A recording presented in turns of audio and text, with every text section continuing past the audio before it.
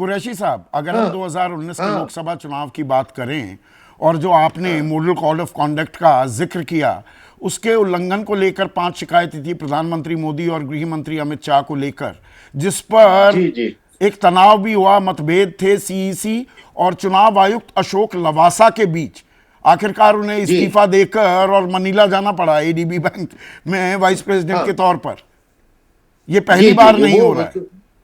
बिल्कुल ठीक कर रहे हैं आप। और अशोक लवासा वाले सर्कमस्टेंसेस तो बड़े क्लियर थे कि उन्होंने कुछ ऐसे डिसीजन लिए थे या ऐसे ओपिनियन वो रह रहे थे जो पावर दैट बी उनको सूट नहीं किया, तो उसकी वजह से ही वाज हाउंडेड आउट।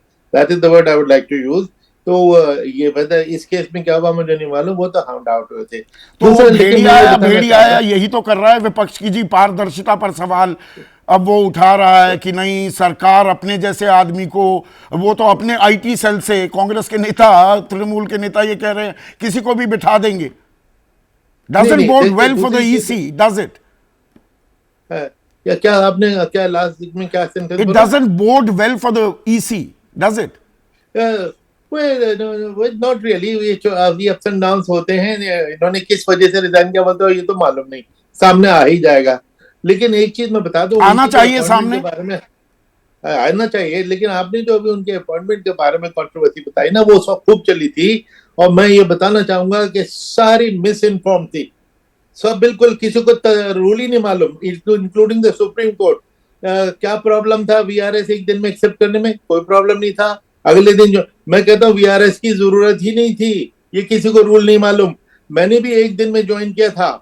रूल ये है, और किसी को नहीं मालूम, सुप्रीम कोर्ट को नहीं मालूम कि रूल ये है कि जिस वक्त आपका अपॉइंटमेंट हो जाए और आप साइन करें कि जी मैंने ज्वाइन कर लिया, it is considered deemed resignation. मैं रिजाइन करूं न करूं, वीआरएस लूं न लूं, डजंट मैटर, रेजिग्नेशन माना जाता है कानूनी तौर पे। मैं उसके थ्रू हुआ हूं, इसलिए उस पर इतनी कहानी बनाना जल्दी। नहीं, ये जरूर है कहानियां कि बहुत है जल्दबाजी ना में जो कुरैशी साहब।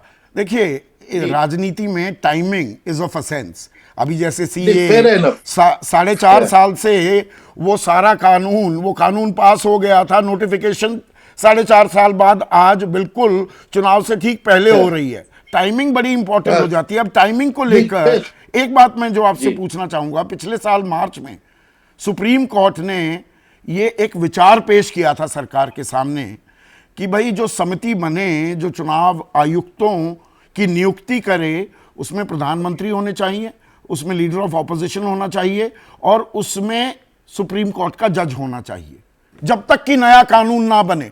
दिसंबर जी में सरकार ने वो कानून बना दिया और जी कानून में ये 2:1 है, मतलब सरकार ही तय जी करेगी ना, वो तो सेरेमोनियल जी एक पोस्ट कर दी लीडर जी, ऑफ ऑपोजिशन के लिए।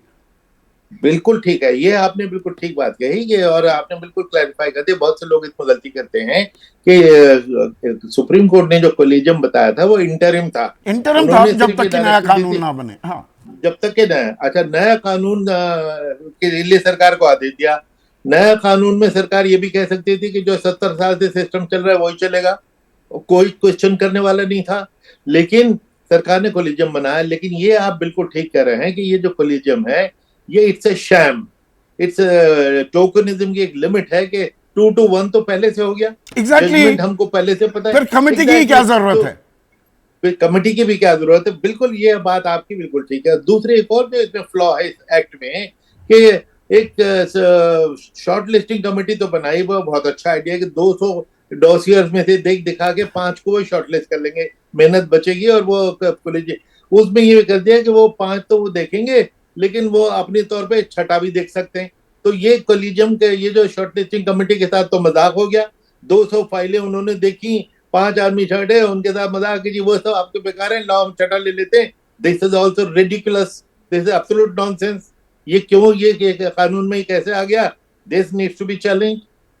ठीक है। तो और ऐसे में आखिरी तीसरी सवाल चीज, कुरैशी साहब, देखिए, निष्पक्षता और पारदर्शिता, ये मेला है, ये जश्न है, पर इसमें निष्पक्षता और पारदर्शिता ना हो तो चुनाव ही बेमानी हो जाता है। ये जिम्मेदारी बिल्कुल चुनाव आयोग की है।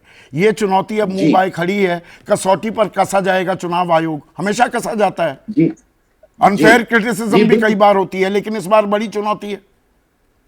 जी जी बिल्कुल। चुनौती तो एक्चुअली हर इलेक्शन में होती है, लेकिन इस बार चलिए जरा ज्यादा ही है। लेकिन वो कंसिडरिंग के अभी 2 और जो 1 हफ्ते के अंदर लग जाएंगे।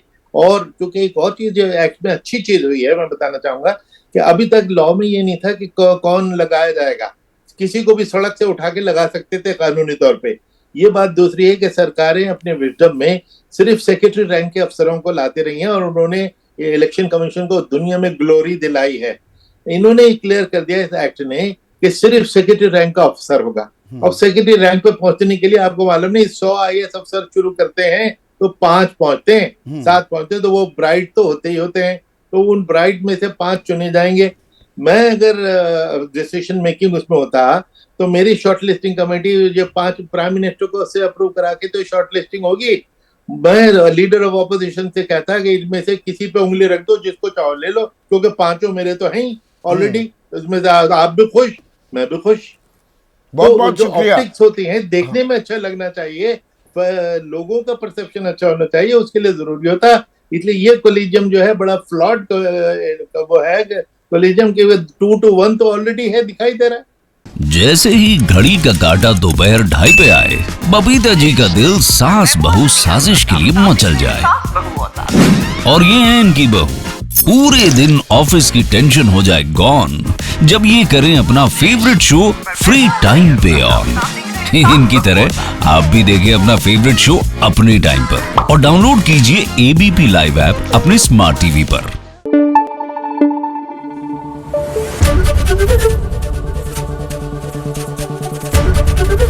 ABP न्यूज आपको रखे आगे।